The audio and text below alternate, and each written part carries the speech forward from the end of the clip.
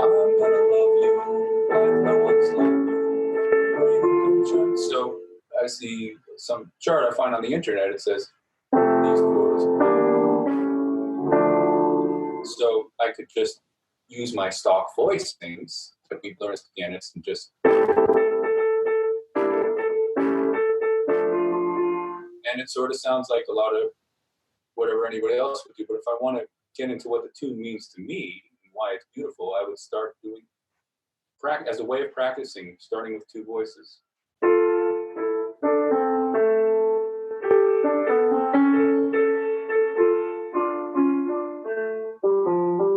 All with just the right hand.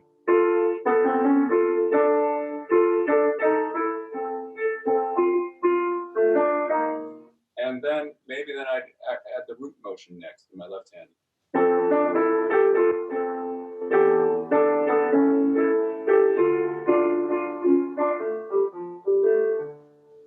Along the way, I'm thinking about voice leading principles. And voice leading principles for different people are vary, but I'd say some big ones for me are no parallel fifths and maybe no parallel fourths, and to try to make things where the melody, if it's going up, maybe I can find the harmony that's going down and have them go in contrary motion to make it sound interesting and maybe something approaching beautiful instead of just where it's clomp, clomp, clomp. Fred Hirsch, who I studied with, has a great description of the left hand of a lot of jazz piano players is the left hand claw. It's sort of this claw that's where here's this chord, here's the stock voicing.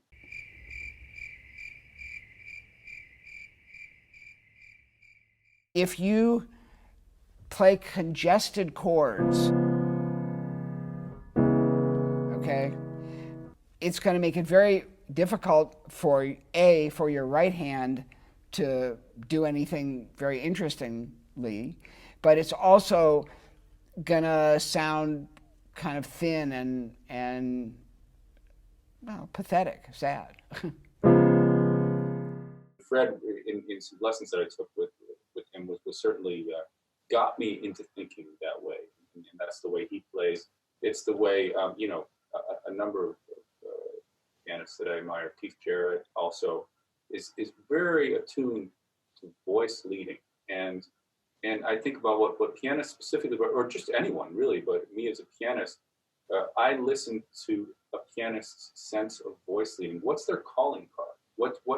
How do they approach that? And it's harmony again, but it's harmony as a melodic function, because the voice leading, what that means is melodic voice leading. It means not just chord to chord. So I'll be learning now, last month or whatever, when I worked on that tune, I'm learning the melody.